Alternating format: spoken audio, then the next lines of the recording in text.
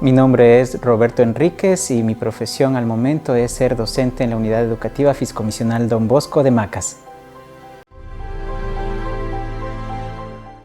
Bueno, dentro del magisterio, es decir, dentro del Ministerio de Educación, ya llevo aproximadamente 9 años.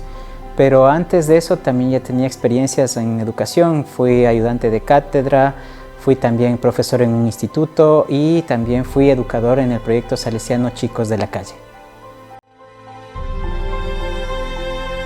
Bueno, el nacerme, yo creo que más me encontró antes que haber tenido como esa intención de siempre ser educador, sino que hace mucho tiempo en la universidad yo me sabía quedar con mis amigos a explicarles la clase que les habían dado. Sobre todo había una que casi nadie entendía, pero me quedaba a explicar a mis compañeros.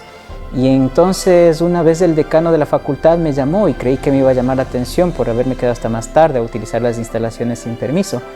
Pero para grata sorpresa, el ayudante me dijo que yo podría ser ayudante de cátedra. Yo decía, ¿y eso de qué se trata? Me dijo que tú te encargues de dar las clases cuando el profesor te lo solicite. Y en realidad algunos profesores me solicitaron que les ayude a dar las diferentes cátedras que habían. Y vi que tenía esa facilidad para poder enseñar. Eso fue como la primera semilla, porque de ahí fue dándose una serie de circunstancias en las que, como comenté, pasé a algunas situaciones de educación como eran de un instituto. Una de las experiencias más enriquecedoras fueron de educador en proyectos salesianos Chicos de la Calle, que es con personas con vulnerabilidad, tanto en la familia como en situación económica y de riesgo.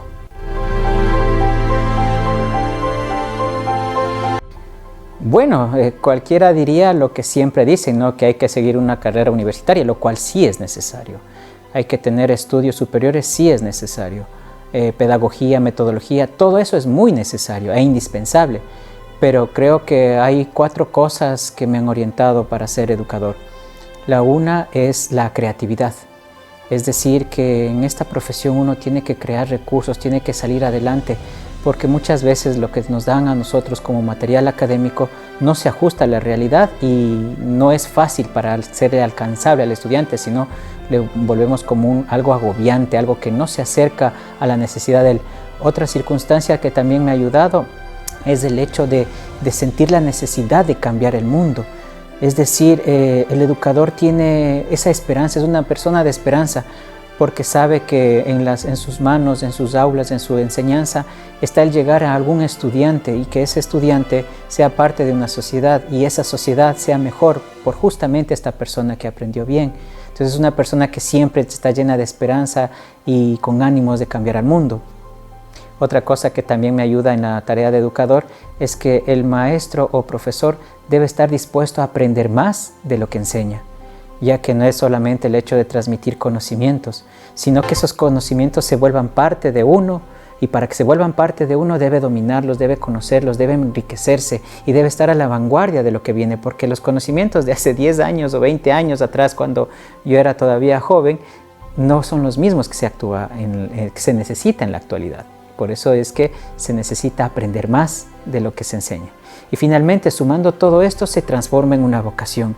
Se puede llegar a ser profesor por accidente, tal vez, pero para mantenerse ahí se necesita verdadera vocación, que es la entrega misma de la vida.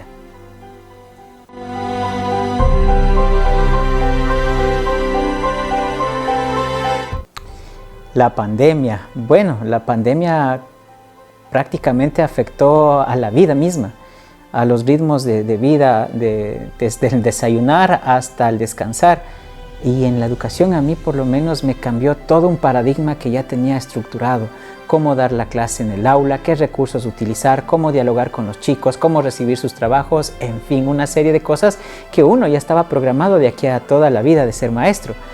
Pero cuando llegó esto, vi la limitación de los recursos que yo tenía cuando estoy lejos del estudiante. Una educación asíncrona, es decir, cuando uno no está junto a él, se vuelve casi que imposible. Y ese fue el miedo, porque para poder enseñar sin que ellos estén ahí, tuve que enfrentarme a mí mismo. Yo me considero una persona muy reservada en cuanto a lo social. No soy muy partícipe de los grupos y otras historias. Soy muy partícipe de interactuar con los estudiantes, sí. Pero el estar en redes sociales, la única red social que yo tengo a lo mucho y por por pura necesidad desde WhatsApp. Pero cuando yo me di cuenta que la educación tenía que romper las barreras de las aulas, es decir, de volverse virtual, fue cuando me encontré con la necesidad de interactuar de esa forma, es decir, virtualmente. Porque el currículum, o mejor dicho, el plan de contingencia que nos dio el Ministerio de Educación era muy frío. Era un documento en el cual se le entregaba al estudiante y el estudiante tenía que resolver. Y si tenía alguna pregunta, pues que se comunique con el profesor. Y ya, pero eso era muy frío para mí, se faltaba algo más. Y como yo digo, no soy una persona de redes sociales o de que sé ser visto desde la parte del internet. Me tuve que enfrentar al hecho de que tenía que crear contenido interactivo. Es decir, a través de lo que a mí yo tenía miedo o no me gustaba, que era justamente ese gran internet. Y ahí fue cuando me encontré con esto de ¿qué hago? ¿Me abro al mundo y educo? ¿O me quedo y hago lo que el ministerio me pide? Porque el ministerio no me pedía generar un nuevo contenido. El ministerio me pedía que cumpla la parte académica a la parte externa nada más. Pero vi que la generación de contenidos es necesario y sobre todo adaptar el contenido. Y ahí fue cuando entonces empecé a ver en YouTube, me gusta mucho la ciencia, y había muchos artículos de ciencia donde habían personas que explicaban de una forma tan fácil la ciencia a través de los videos. Yo dije, ¿qué tal si hago eso? Pero yo no soy esa persona, yo no soy ese youtuber, yo no soy esa persona con conocimiento, yo no sé nada de redes sociales, yo no sé nada de video, yo no sé nada. Pero tuve que romper ese miedo, el miedo a aparecer en público y el miedo a hacerlo mal. Entonces fue cuando estuve decidido a hacer caso a las redes, a lo que pedía el ministerio. Pero sentir la necesidad de los estudiantes de entender lo que se les va a dar, no solamente para rellenar su cerebro, sino para que sea práctico, bueno, tomé ese reto. Me puse la propuesta sin, como a veces le digo a los estudiantes, sin saber leer ni escribir, me puse a investigar. Y ahí es donde más fuerte se hizo esto que les comentaba, de qué se necesita para ser maestro. El hecho de aprender más de lo que quieres enseñar. Yo tuve que aprender más, el hecho de ser creativo, el hecho de estar dispuesto a cambiar el mundo, estar dispuesto a cambiar la educación. Tal vez yo no sea una persona que va a cambiar la educación. Yo soy solamente uno más de todos los que están luchando para poder educar a los estudiantes. Y me decidí a enfrentar eso, enfrentar a los miedos, al fracaso y al internet. Y me decidí a hacer mi primer video. Como digo acá en Ecuador, chaupi chaupi, es decir, así como encima nomás, cometiendo bastantes errores, logré sacar mi video adelante. Y luego de ver que eso sirve mejor que lo que antes era, no digo que es lo perfecto, lo ideal, pero al menos en mi caso sí me sirvió. Más allá de que estar un libro, mandar un trabajo y esperar a que me den, sí me ha ayudado bastante para poder interactuar. Al momento llevo aproximadamente 13 videos subidos en toda esta época y cada vez he podido ir mejorando poco a poco. Estoy aprendiendo. Todavía me falta mucho, no me considero un youtuber. Me considero una persona que está construyendo conocimiento junto con los estudiantes. Y así es como la pandemia cambió mi vida en el aspecto académico y también en el aspecto personal, venciendo mis miedos.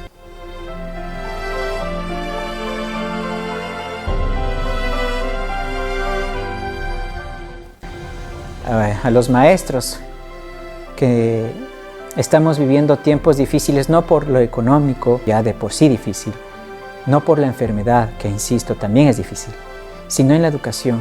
La educación está muchos años atrás. Estamos viviendo el siglo XXI y apenas tenemos una metodología escolástica, es decir, de la época medieval.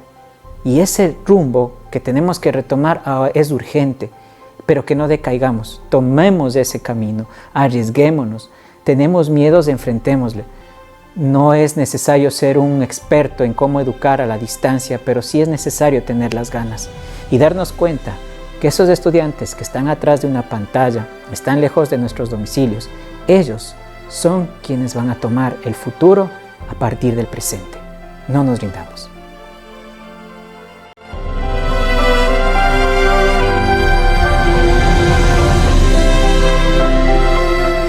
Bueno, gracias por haber visto el video y si es que les interesa acerca de cómo he estado acercándome a los estudiantes a través de YouTube, aquí abajo les dejo el link para que puedan ver esos videos.